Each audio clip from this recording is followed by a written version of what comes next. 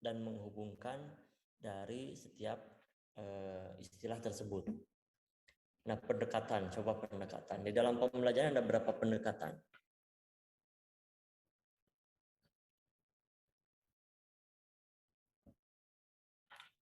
Ada berapa pendekatan di dalam pembelajaran?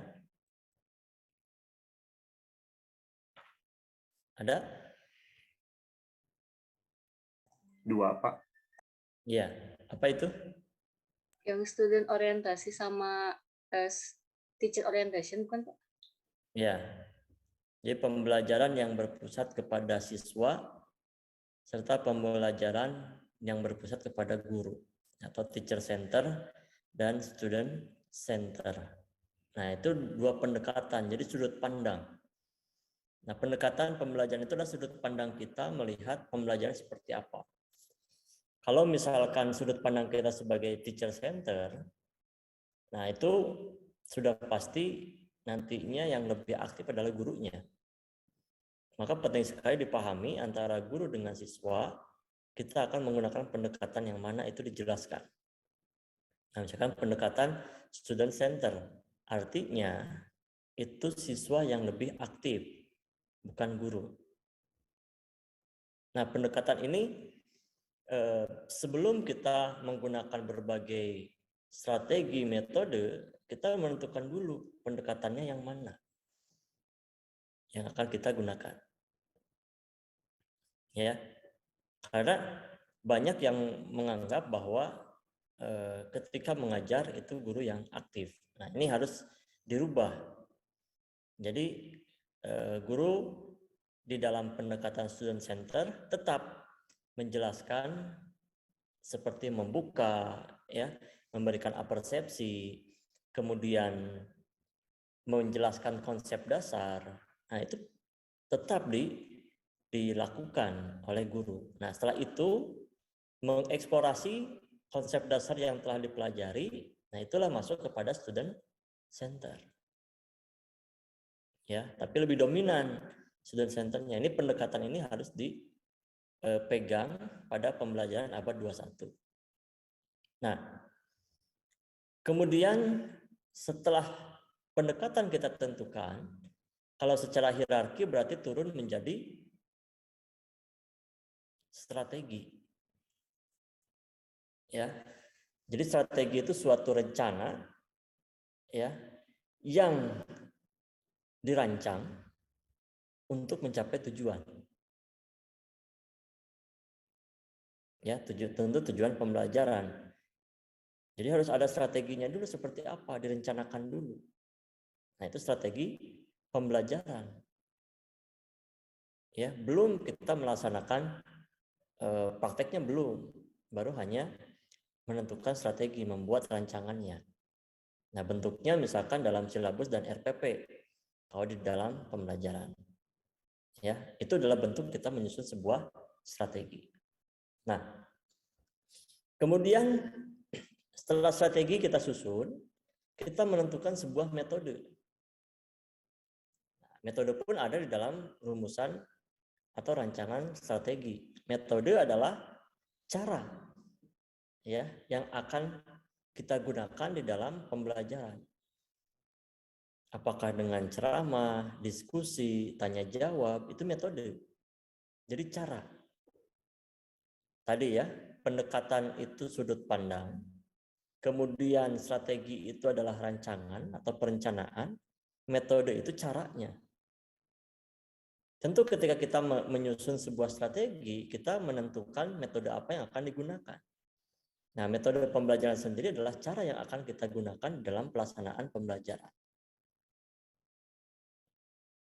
Nah, dari metode kemudian ada teknik.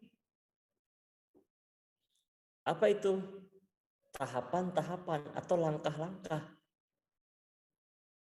untuk mencapai tujuan berdasarkan metode yang digunakan. Jadi langkah-langkah setiap metode. Misalkan kita menggunakan metode diskusi. Nah, langkah-langkahnya seperti apa? Nah, itu teknik. Kemudian ada yang namanya taktik.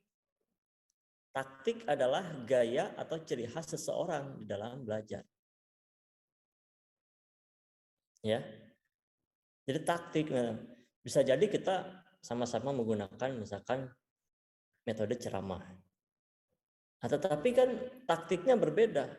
Ada yang menggunakan metode ceramah itu orang senang mendengarkannya seperti penceramah kan ya.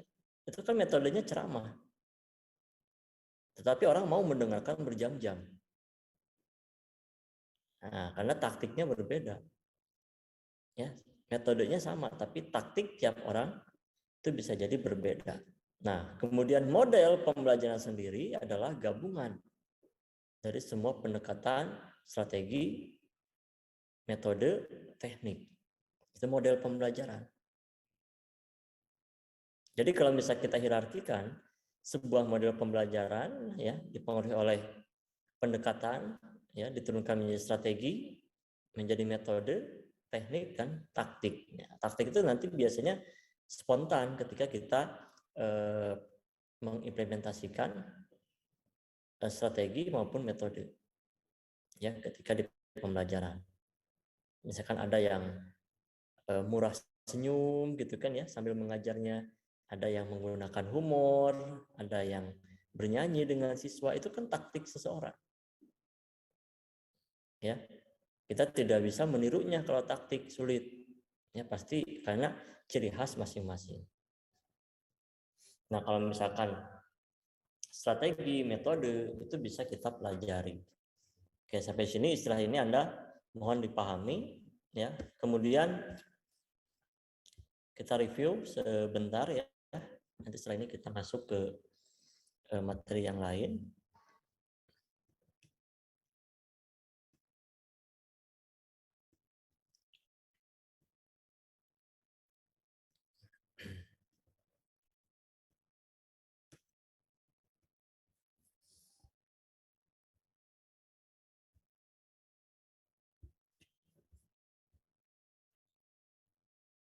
Nah,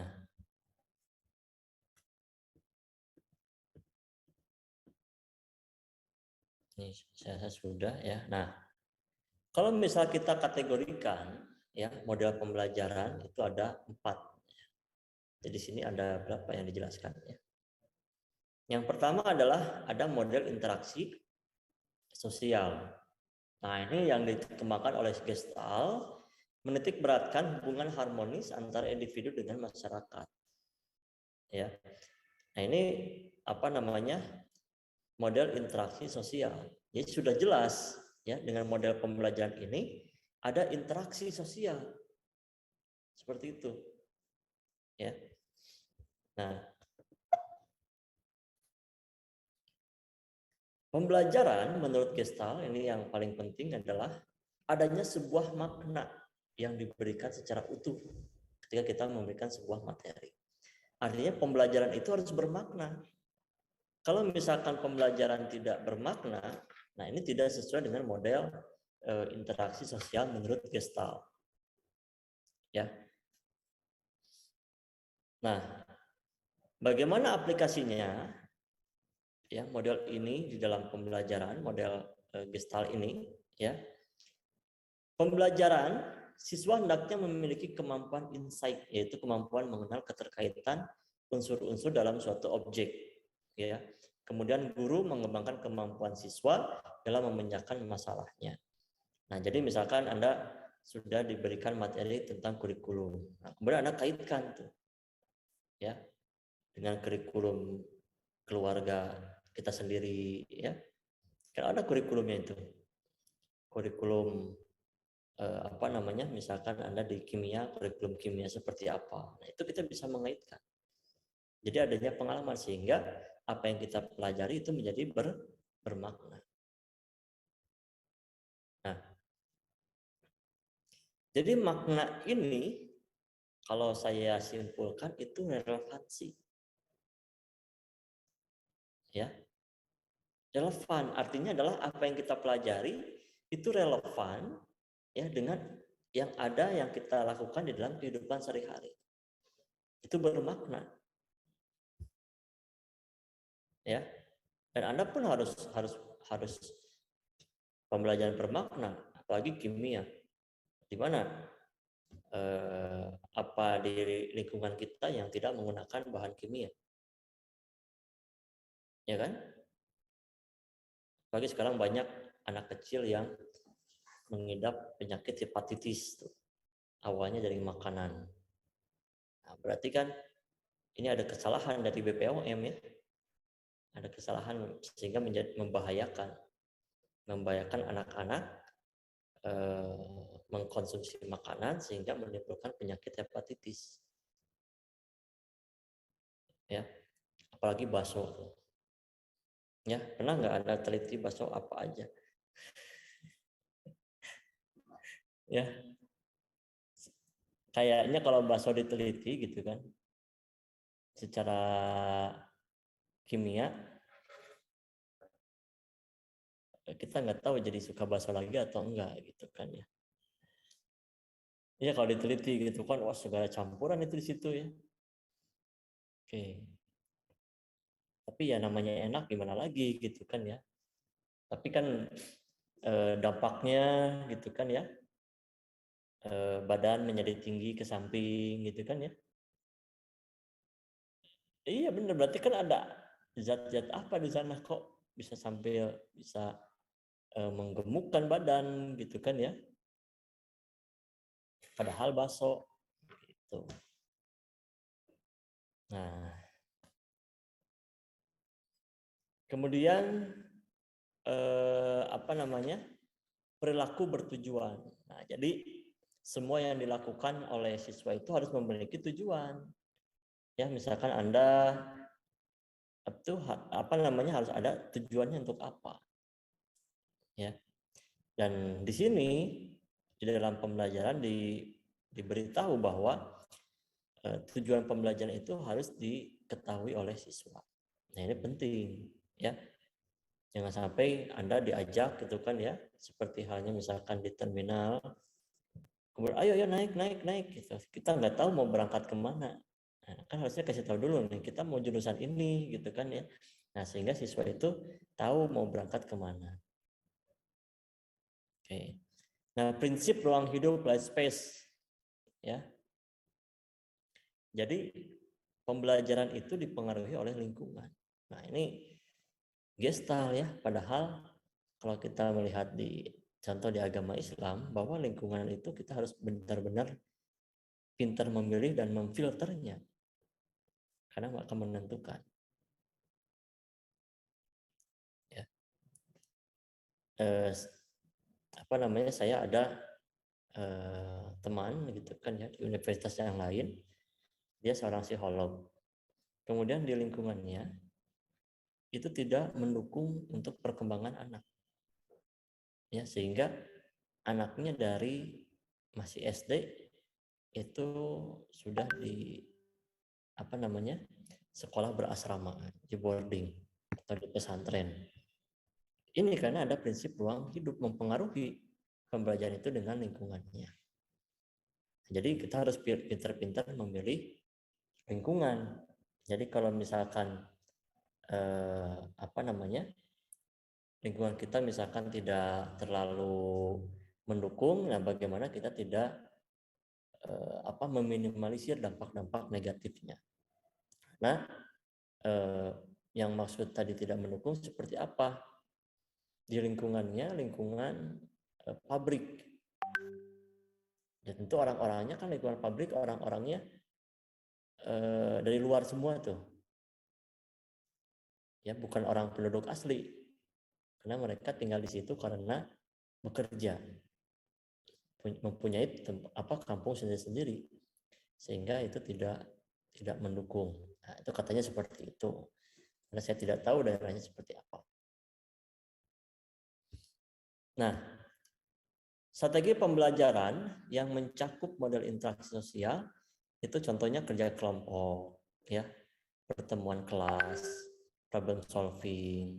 Ini dari model pembelajaran interaksi sosial. Bagi sekarang dituntut untuk kolaborasi, untuk kerja kelompok, ya tidak individu. Nah, model laboratorium, ya ini juga pasti kelompok. Jarang ini pribadi ya, karena kebayang kalau misalkan pembelajaran di laboratorium, kemudian setiap individu berapa laboratorium yang harus dibangun. Ya, pasti secara kita bersama-sama. Role playing, bermain peran. Ya. Ini penting untuk di anak-anak. Kenapa? Agar mengetahui apa? Mengetahui peran-peran yang baik. Gitu. Ada simulasi sosial. Nah, ini bagaimana kita mensimulasikan apa yang ada di kehidupan sehari-hari. Ya. Sehingga mereka mempunyai pengalaman yang bermakna, intinya itu. Ya, pengalaman yang bermakna. Yang kedua adalah model pemrosesan informasi. Nah, di mana model ini dikembangkan oleh Piaget. Ya, Piaget ini orientasinya kepada teori belajar kognitif. Jadi kemampuan pikiran, ya, sehingga memproses informasi. Ya, yang pembelajaran yang di sini dimaksud adalah mementingkan pemrosesan informasi. Ya. Jadi apa saja yang diproses dalam informasi itu? Mengorganisasi data, memecahkan masalah, menemukan konsep, dan menggunakan simbol-simbol verbal maupun visual. Nah, ini model pemrosesan informasi. Tadi interaksi sosial, ya bagaimana kita bersosial dan pembelajaran itu bermakna. Kalau di sini adalah model pemrosesan informasi, bahwa pembelajaran itu adalah yang penting adalah kita mengorganisasi data, mengumpulkan informasi, memfilter dan lain sebagainya. Nah, dipelopori Gagne, ya, asumsinya adalah pembelajaran merupakan faktor yang sangat penting dalam perkembangan. Ya, jadi pembelajaran terjadi bila proses penerimaan informasi itu terjadi juga. Ya, jadi harus ada dari yang tidak tahu menjadi tahu. Nah, ini teori pemrosesan informasi. Ada beberapa kecakapan manusia yang dibutuhkan, yaitu informasi verbal, kecakapan intelektual, strategi kognitif, sikap, dan kecakapan motorik. Nah, ini biasanya harus tercapai ketika pendidikan anak usia dini. Kalau kecakapan manusia ini tidak dicapai ketika pendidikan anak usia dini, itu akan menghambat proses belajarnya di masa pertumbuhannya. Ya. Nah, ada 8 fase ini menurut Gagne dari model pembelajaran pemrosesan informasi. Yang pertama adalah motivasi, ya. Jadi ada fase awal. Pembelajaran dimulai dengan adanya dorongan untuk melakukan suatu tindakan dalam mencapai tujuan tertentu. Nah, bagaimana kita meningkatkan motivasi intrinsik dan ekstrinsiknya. Yang kedua, pemahaman. Ya, individu menerima, memahami informasi. Jadi memahami, ya, bisa menjelaskan.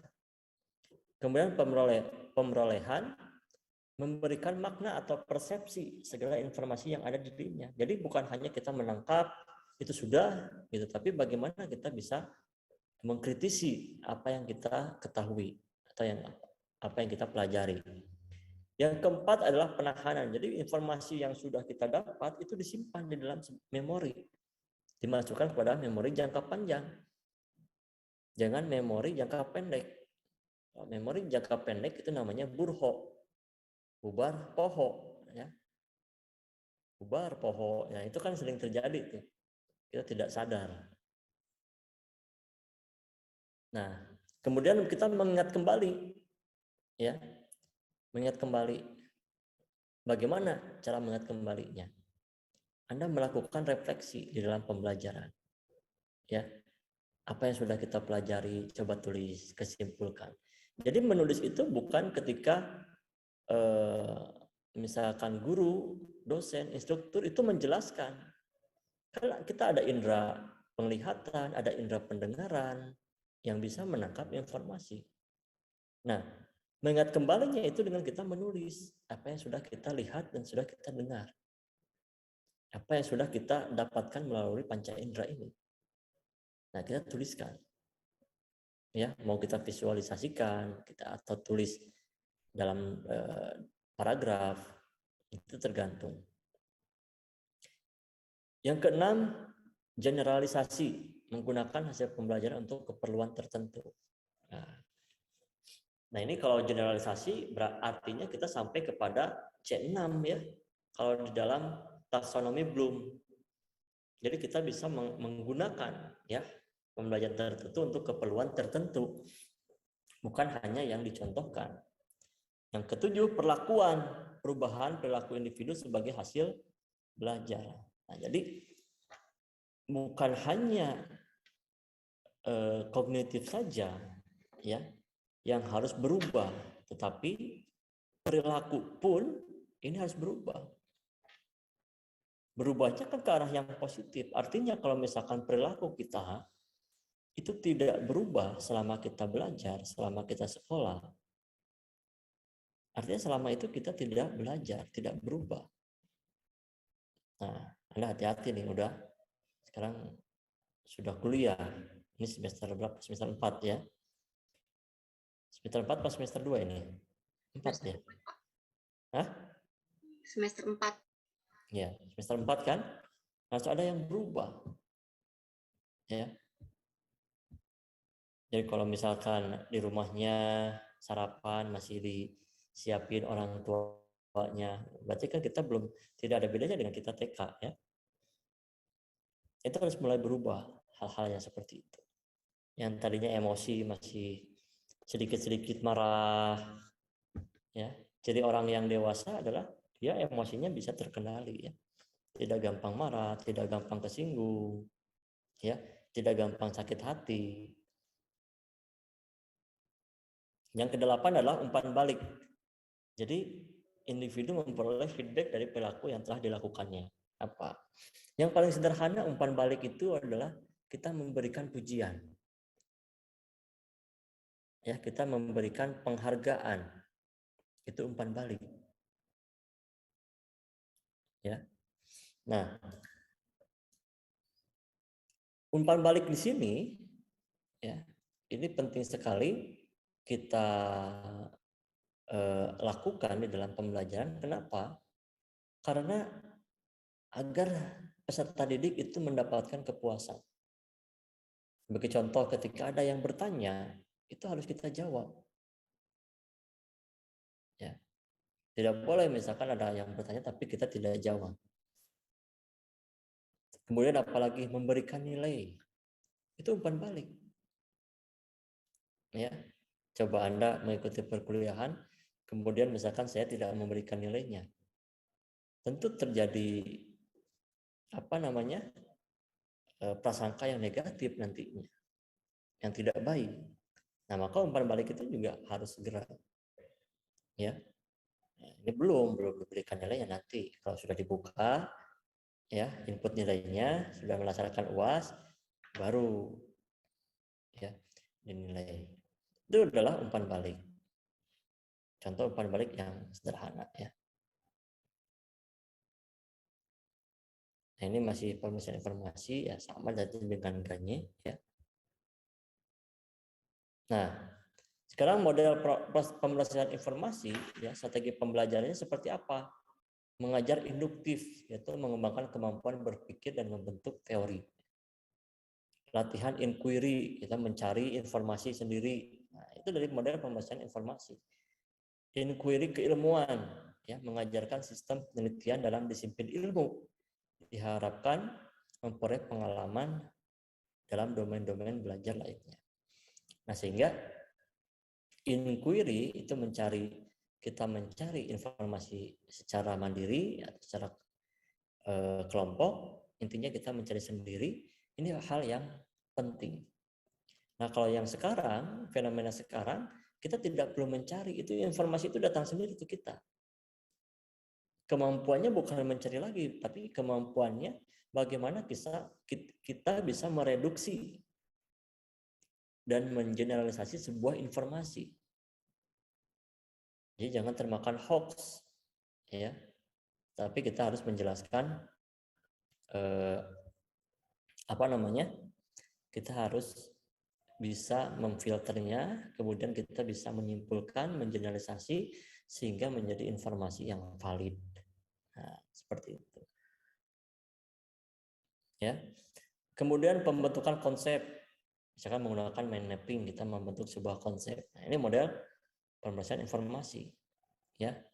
Model pengembangan, memiliki tujuan mengembangkan intelijensi umum, terutama berpikir logis, aspek sosial dan moral. Ya, jadi ketiga domain belajar itu harus berkembang. Kemudian advanced organizer model, mengembangkan kemampuan memproses informasi yang efisien, ya, untuk menyerap dan menghubungkan satuan ilmu pengetahuan secara bermakna. Jadi ada persamaan antara model interaksi sosial dengan pemrosian informasi. Jadi dua-duanya itu semua apa yang kita pelajari, ya, itu harus bermakna. Nah, kira-kira seperti itu. Jadi harus ada maknanya, ada manfaatnya. Ya. Nah, ini ya akan terjadi ketika misalkan Anda bertanya, ada pertanyaan gitu kan ya, atau ketika kita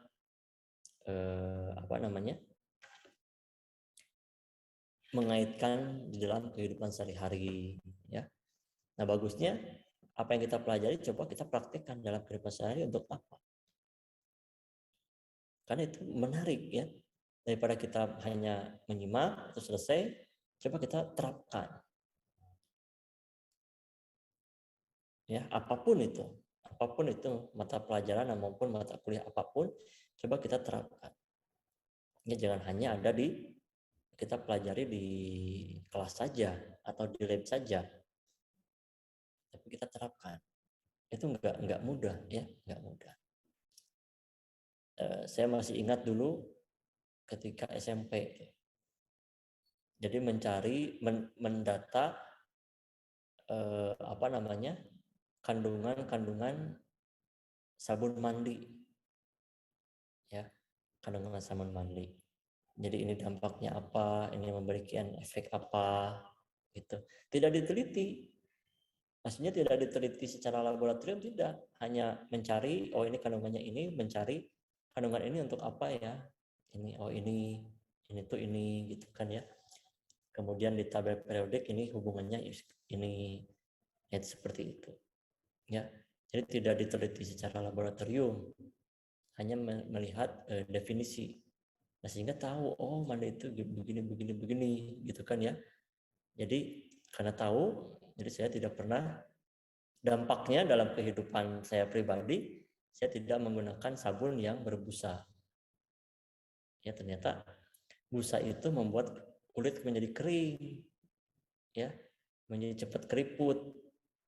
Ya, alhamdulillah, ya, karena tahu tuh di belajar kimia, menggunakan sabun yang tidak mengandung busa, tidak perlu pakai hand body, ya, tidak perlu pakai lotion lagi karena tidak kering. Jadi contoh, ya, contoh dampak dari apa yang saya pelajari itu berdampak dalam kehidupan sehari-hari.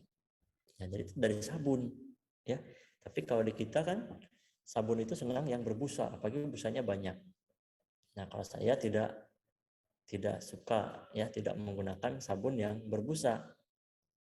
Walaupun sabun yang tidak berbusa, ya, walaupun sabun yang tidak berbusa itu harganya lebih mahal, ya.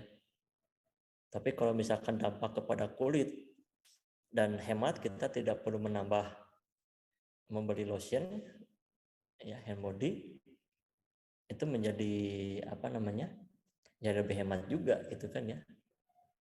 Jadi sudah lama itu, ya, seperti itu. Oke, ya. Ini implikasinya. Saya selesai ya review yang materi yang pertama. Oke, sampai sini ada pertanyaan dulu. Karena untuk materi ini ada 2, ya. Ada 2 pertemuan. Jadi kita pelan-pelan.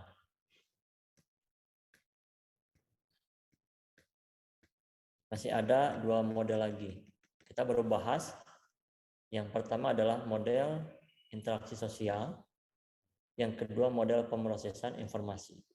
Nah, selanjutnya ada model personal dan model modifikasi tingkah laku.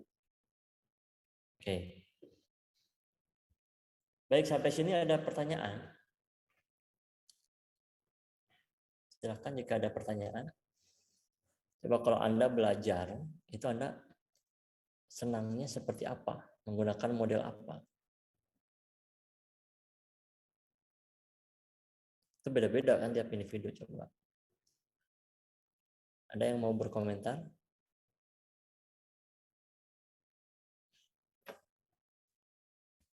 Coba kita lihat, Anda senangnya seperti apa, nanti kaitkan itu berhubungan dengan model yang mana. Coba. Saya izin berkomentar, Pak. Ya, silahkan, Kak.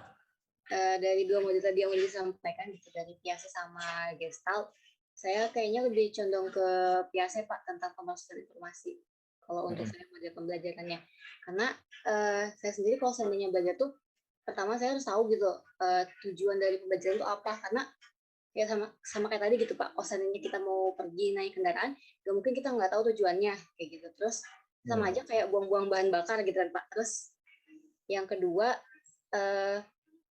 apa ya, pembelajaran itu prosesnya kan panjang ya, Pak. Jadi sesuai sama 8 fase tadi juga, yang ada motivasi, terus juga si ilmunya itu bakalan lebih aplikatif gitu, Pak. Jadi bisa dimanfaatkan di kehidupan. Cuman tuh kebanyakan teori-teori yang disampaikan kan jarang diinin, Pak, di apa namanya, dikaji lagi gitu, kira-kira apa ya, diapain ya, Pak, istilahnya. Pokoknya kita nggak tahu gitu kalau seandainya ilmu itu bisa diterapkan. Misalnya kayak waktu SMP gitu dulu diajarkan perhitungan matematika, tapi kita nggak dikasih tahu tuh kira-kira ilmu itu bakal bisa diterapin di mana. Akhirnya kan siswa-siswa tuh bakal berpikir, susah nih kayak gitu. Terus mereka juga berpikirnya, ngapain belajar ini, toh juga sekarang udah bisa gitu ngitung-ngitung buat ya minimal bisa beli es gitu kan. Jadi tahu harganya nggak bakal ketipu. Tapi kan kayak perhitungan misalnya ngitung skala itu penting, cuman nggak dikasih tahu kira-kira nanti itu pentingnya buat di bagian mana, kalau nanti kerja seperti apa kayak gitu. Padahal kan kalau orang tahu gitu kira-kira ilmu itu bakal bermanfaat di suatu bidang tertentu, bisa jadi itu juga membantu si orang tersebut tahu cita-cita apa yang bakalan diambil kayak gitu, Pak. Oke. Jadi pembelajaran yang disukai itu adalah pembelajaran misalkan kita mendapatkan informasi dan itu memberitahu ke orang lain seperti itu. Iya, Pak. Ya, jadi ini kalau misalkan berkaitan ininya belajarnya senang sendiri atau kelompok atau seperti apa? Kalau Eka? Pembelajaran saya lebih condong individu, Pak, belajar sendiri. Cuman bisa juga belajar kelompok. Cuman kalau di kelompok itu kadang kan kelompok beda-beda ya, Pak. Ada yang interaktif gitu, ada juga yang diam-diaman. Jadi kalau seandainya yang satu dalam kelompok itu juga kurang interaktif, juga sama aja kayak belajar mandiri, Pak. Ya, ya. Nah itu. Jadi fenomena ini kalau misalkan kita dibaca pembelajaran abad 21 di situ ada kolaborasi ya. Nah, kenapa kolaborasi menjadi diperlukan tadi ya?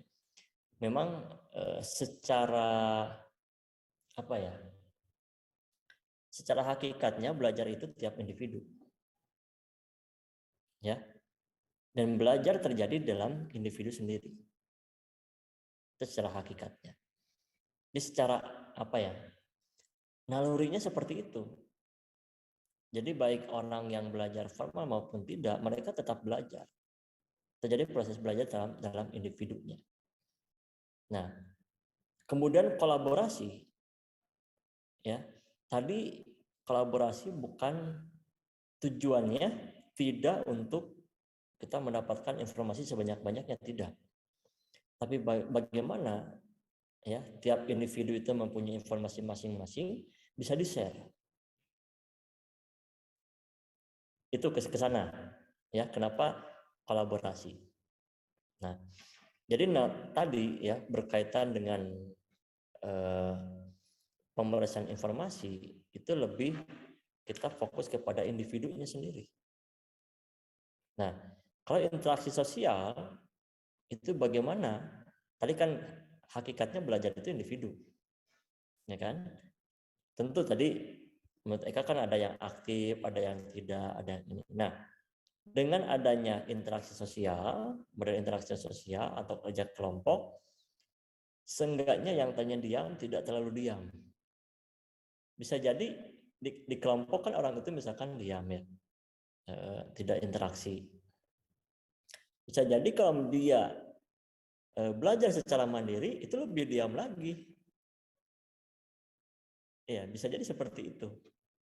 Nah, yang diharapkan di sini adalah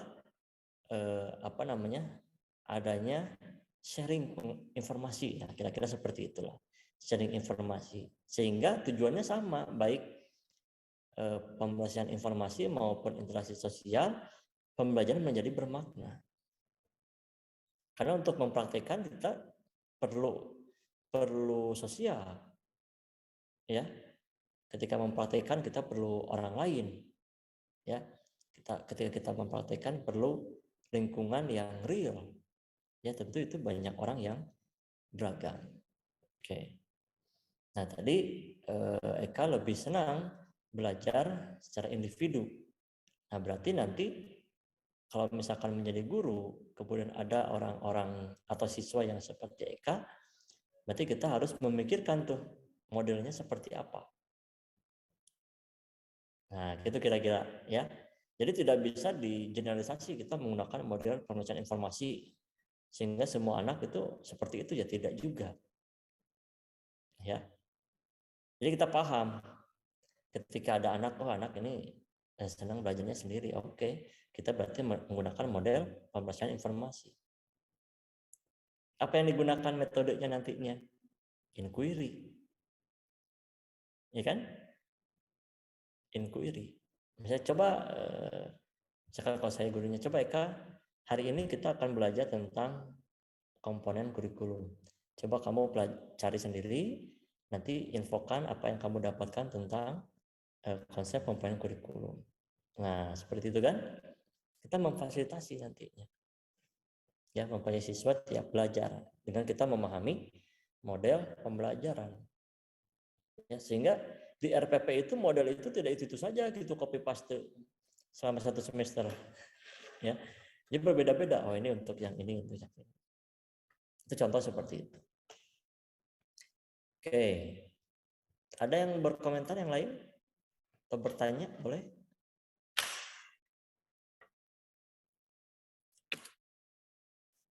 Tidak ada yang bertanya? Sudah paham?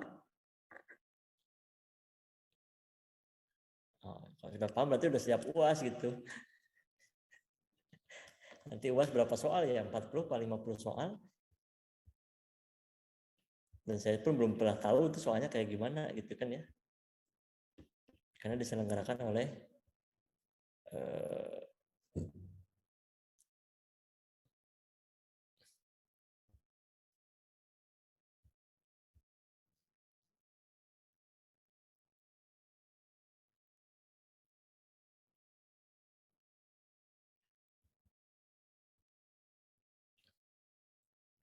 oke ya.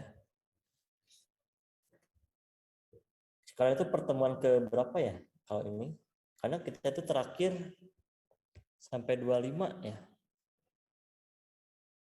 25 Mei kalau di kalender akademik. Sudah. Saya harus sampaikan ada 2 materi lagi ya, evaluasi dan inovasi. Nanti untuk inovasinya saya sampaikan dalam asinkronus ya, sehingga bisa tercapai dari kekurangan kemarin libur ya. Harusnya ada pengganti libur tuh. Pengganti waktu libur maksudnya. Kan banyak, lumayan tuh 2 minggu ya. Hilang waktunya. Oke. Nah, selanjutnya materi lanjutan ya dari model pembelajaran. Nah, selanjutnya yang ketiga ada model personal. Ya. Model personal ini ya bertitik tolak dari teori humanistik ya, berorientasi terhadap pengembangan diri individu. Yang paling simpel ya, model pembelajaran seperti ini misalkan kalau misalkan kita di keluarga ya, misalkan kita dibebaskan untuk belajar apapun, ya udah terserah mau belajar apa, kita tidak pernah ikut campur atau seperti apa. Nah ini tipe-tipe orang tua yang menganut model personal, ya. Jadi teori belajar, teori humanistik. Contohnya misalkan ada sekolah alam ya. Kenapa ada sekolah alam? Ingin bebas, tidak hanya di kelas, di mana belajarnya di mana saja, ya. Ini dari model personal, jadi teori humanistik. Nah, perhatian utama pada emosional siswa untuk mengembangkan hubungan yang produktif dengan lingkungannya. Jadi interaksi individu dengan lingkungan. Ini model personal. Ya. Nah, jadi teori belajar humanistik ini dipelopori oleh tokohnya yaitu Abraham Maslow, Rogers, ya, Buller, dan Combe. Ya. Jadi guru ini berupaya menciptakan kondisi kelas yang kondusif agar siswa merasa bebas dalam belajar dan mengembangkan dirinya, baik emosional maupun intelektualnya. Nah, jadi ini gerakan memanusiakan manusia. Saya bingung juga tuh memanusiakan manusia itu seperti apa, ya. Sedangkan ada teori-teori lain, gitu kan ya. Memanusiakan manusia itu seperti apa? Contoh, ketika anak kecil, ya, misalkan Anda punya adik itu masih kecil, Anda sedang beres-beres, ya, misalkan sedang nyapu. Kemudian ada adik kita yang masih kecil ikutan nyapu. Nah, seringkali kita mengusirnya kan, sana, ya, lagi beres-beres, jangan ganggu. Nah itu sebenarnya adalah tidak memanusiakan manusia. Kenapa? Karena anak kecil pada sejatinya adalah pembelajar sejati. Ya, selama dia melek, mereka itu belajar. Ketika anak kecil kemudian mengganggu orang dewasa sedang sapu seperti tadi, kemudian kita menolaknya ke sana, ya, mengusirnya gitu kan ya. Jangan mengganggu ketika beres-beres. Secara tidak langsung kita memberikan informasi kepada anak kecil itu bahwa tidak boleh beres-beres atau jangan beres-beres. Dampaknya ketika dewasa itu tidak pintar beres-beres. Nah, contoh ya. Jadi itu hal-hal yang seperti itu penting sekali. Kemudian kalau misalkan kita diurut gitu ya permasalahan di dalam masyarakat atau permasalahan tiap individu, itu harus kita urut dari pendidikan anak usia dini. Jadi begini, kalau misalkan pendidikan anak usia dininya itu, mohon maaf, yang biasa-biasa saja, apalagi yang murah dan gratis, apalagi gratis gitu kan ya, sedangkan pondasinya ada di sana yang akan mempengaruhi kepada perkembangan selanjutnya. Nah, maka ini akan menjadi bulan-bulanan di Indonesia ya. Kenapa? Karena pemahaman di masyarakat dengan janji-janji politik karena ingin terpilih akan menjanjikan kalau saya terpilih sekolah gratis. Ya kan, gratis untuk ini. Oke. Begitu kan menurut calon-calon pejabat gitu kan ya. Sedangkan pendidikan ya harus melakukan yang terbaik sebaik mungkin. Kadang saya suka bilang gitu kan ya. Ketika ada isu pejabat yang seperti itu, saya bilang kasih tahu, Pak, punten. Ya, guru teh manusia, bukan malaikat. Kalau malaikat mah jadi gaji oge teu kunaon naon. Ya. Saya suka bilang kayak gitu. menjanjikan, nggak mungkin. Ya, bagaimana sekolah mau gratis, sedangkan masyarakatnya tidak taat pajak? Bayar pajak pun pajaknya dikorupsi oleh pejabat pajak. Ya, hal kan harus realistis ya. Di mana misalkan kesehatan gratis, kemudian misalkan pendidikan gratis, itu kan sumbernya dari pajak. Seharusnya ya seperti itu. Maka di Eropa misalkan ya, itu kesehatan dan pendidikan itu terjamin. Kenapa? Karena kita sudah bayar pajak. Nah, begitu kira-kira ya. Nah, ini sedikit mengkritisi di dalam pendidikan. Jadi harusnya semakin rendah pendidikan itu semakin mahal. Ya, kita kebijakannya kebalik. Semakin tinggi pendidikan itu semakin mahal. Jadi nggak ketemu, ya, nggak ketemu karena pendidikan anak usia dininya menjadi terlewat. Tadi kan pentingnya aspek-aspek perkembangan tuh, ya, fisik motorik, bahasa, numerasi. Nah, itu kan didorong ketika pendidikan anak usia dini. Ya. Implikasi humanistik di dalam pendidikan. Bertingkah laku dan belajar adalah hasil pengamatan, jadi diamati. Jadi tidak dijudge ya. Jadi semuanya diamati perkembangan setiap individu. Ya. Jadi nah di sini yang menarik nih. Mengajar adalah bukan hal penting, tapi belajar siswa, jadi siswa itu aktif belajar adalah sangat penting.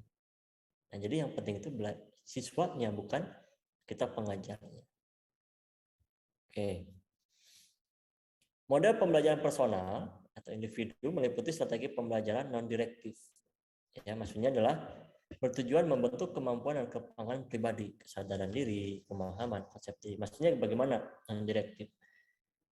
Hal yang sederhana, ketika ada anak, kemudian menumpahkan air ya di kelas. Nah ini kita pasti mengambil ya. Kalau orang dewasa langsung mengambil lap untuk kalau yang paham dengan model personal ini, dia tidak langsung seperti itu. Kasih tahu ke siswanya, oh basah ya? Iya basah bu. Ini air tumpah. Oke, kira-kira bagaimana ya caranya untuk kering? Dilap bu. Oke, di mana lapnya? Ada di belakang. Oke, silahkan diambil. Jadi tidak secara langsung. Biasanya kita seperti apa? Ketika anak di kelas misalkan menumpahkan air minum, ayo keringkan, bawa lapelnya. Kan seperti itu kan? Itu direktif. Tapi non direktif, tidak secara langsung. Ketika merangsang keingintahuan siswa. Misalkan ada anak yang mau belajar, ini gimana sih caranya, nggak bisa gitu kan ya. Coba kira-kira bagaimana caranya? Yang pertama harus apa dulu? Ini harusnya gini dulu, coba lakukan. Nah itu non direktif itu. Jadi kita tidak langsung memberitahu, kita tidak langsung menyuruhnya, tapi bagaimana itu timbul kesadaran sendiri. Itu model personal ya. Latihan kesadaran bertujuan untuk meningkatkan kemampuan interpersonal. Jadi kemampuan ada dalam dirinya sendiri, ya. Kemudian membentuk kreatif, ya, siswa yang kreatif, pribadi yang kreatif. Kemudian memecahkan masalah secara kreatif juga. Nah ini perlu dilatih, ya, model personal. Ada sistem konseptual meningkatkan kompleksitas dasar pribadi yang luwes. Nah, sistem konseptual. Ini model pembelajaran dalam strategi pembelajaran. Jadi bisa dimasukkan. Ya, misalkan tanya jawab. Nah, metode tanya jawab masih bisa masuk ke sini. Ditanya ya, jawab, atau kita memberikan sebuah stimulus ya. sehingga mereka terbangun kesadarannya. Jadi yang penting adalah kesadaran di dalam belajar secara individu, ya, kesadaran individunya.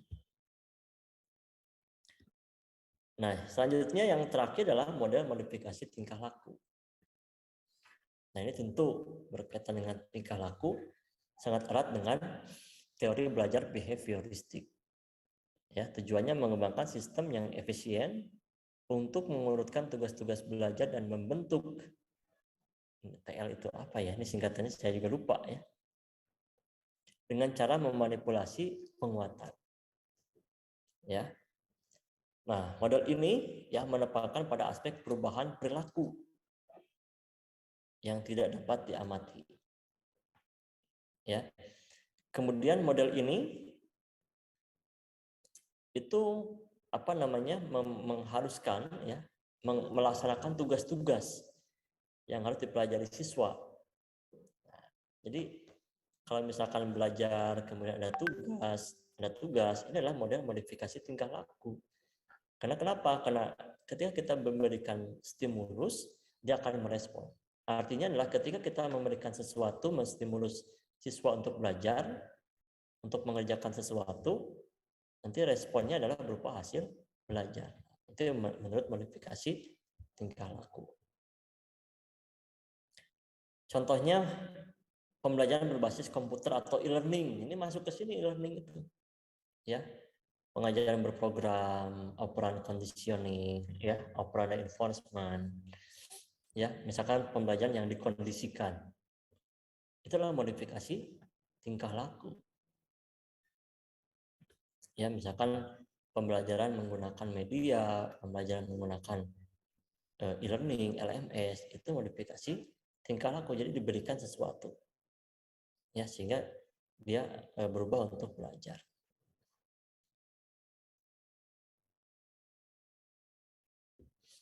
Nah, TL itu tingkah laku ya. Jadi guru itu harus memperhatikan tingkah laku belajar siswa. Dan kita memodifikasi ya tingkah laku anak, kemudian mengkategorikannya sesuai dengan kemampuannya. Ada tingkat rendah, ya, menengah, tingkat tinggi. Itu tentu pasti ada seperti itu. Dan kita harus bisa memperhatikan. Penerapan prinsip pembelajaran individual terhadap pembelajaran klasikal. Jadi kita memperhatikan prinsip-prinsip pembelajaran individu.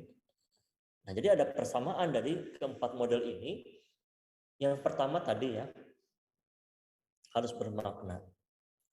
Kemudian harus ada perubahan perilaku, ya, tingkah laku individunya. Walaupun di interaksi sosial itu bekerja secara kelompok, ya, tetapi tetap ya harus dirubah perilakunya. Ya, kira-kira seperti itu. Oke, sampai sini. Ada pertanyaan?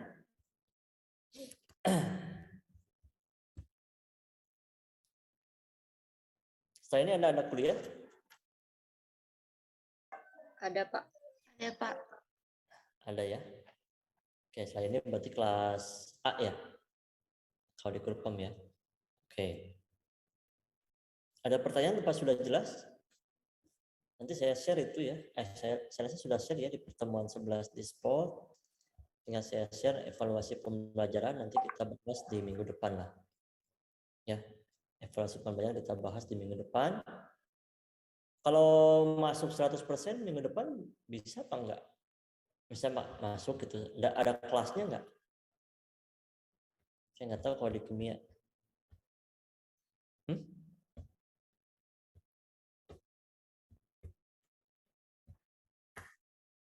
Ada nggak kira-kira?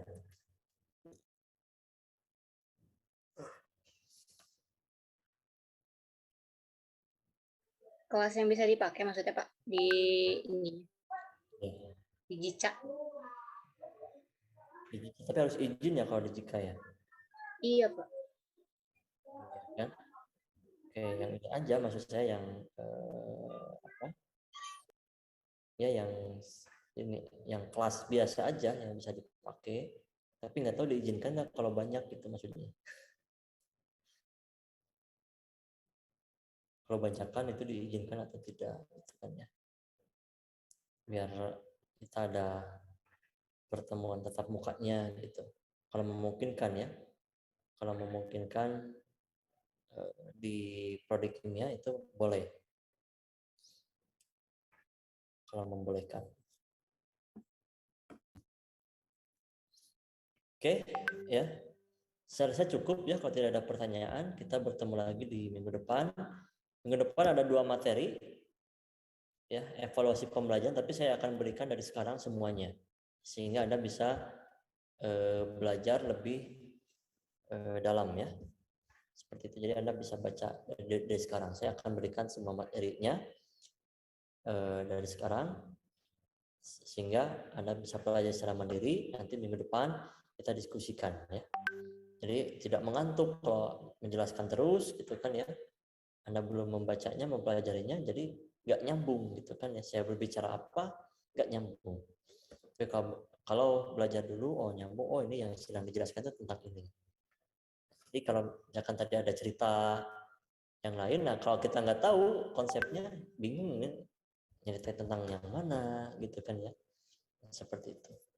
Oke, kita cukupkan ya. Sampai bertemu di minggu depan. Mudah-mudahan jika memungkinkan kita bisa tatap muka. Tapi kalau tidak memungkinkan ya kita tetap perkuliahan ini tetap bisa dilaksanakan dengan online. Itu saja. Terima kasih. Wassalamualaikum warahmatullahi wabarakatuh. Waalaikumsalam warahmatullahi wabarakatuh. Terima kasih banyak Pak.